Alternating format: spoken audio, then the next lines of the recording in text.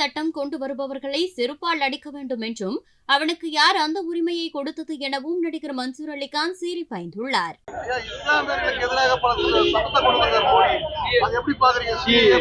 செருப்பால் அடிக்கணும். சிஏ கொண்டு வரதுக்கு இவனுக்கு என்ன ரைட்ஸ் இருக்கு சார்? அது சட்டம்னு ஆக்கியிருக்காங்க.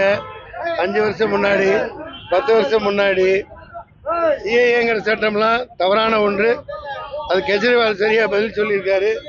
நீ அங்க உள்ளவனை கூப்பிட்டு என்னடா வெங்காயம் வேலை தர்ற, இங்க உள்ளவனுக்கே வேலை கொடுக்க முடியல, வாழ்க்கை கொடுக்க முடியல. நீ சிஏஏ யாரு? சிஏஏன்னா அது என்ன? குடியுரிமை சட்டம். குடியுரிமை. அட ஓன் குடியுரிமை என்னடா டே உச்சி குடிமை? ஓன் குடியுரிமை என்ன?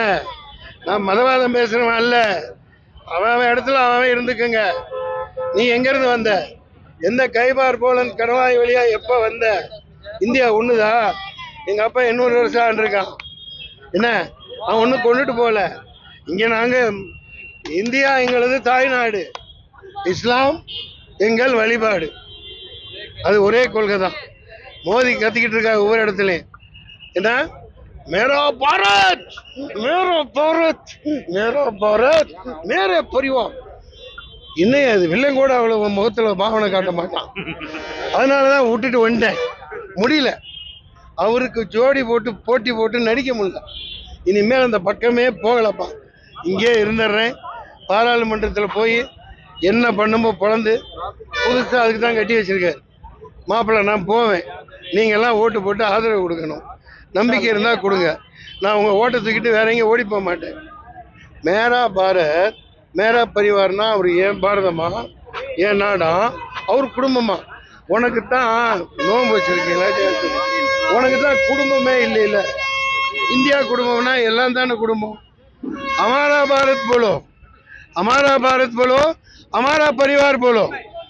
हिंदू मुस्लिम सिख ईसाई सब सबका देश है, सबका है हिंदुस्तान. हिंदुस्तान है महान, ये है हमारा भारत, हमारा भारत महान. அப்படி சொல்லு. ரோஜா का टाइम हो गया. अल्लाह अकबर. சொல்லுப்பா. நானே போனேன்ப்பா.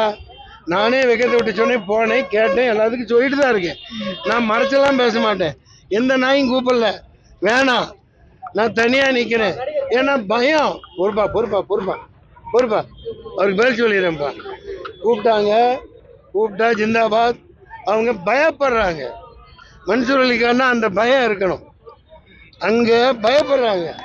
நான் ஒருத்தன் வந்தா இவன் நம்ம ஆட்டையை போட்டுருவான் அவ்வளவுதான் அப்படின்னு பயப்படுறாங்க. உனக்கு என்னப்பா பிரச்சனை? செய்திகளை உள்ளது உள்ளபடி தெரிந்து கொள்ள ரெஃப்ளெக்ட் நியூஸை சப்ஸ்கிரைப் பண்ணுங்க.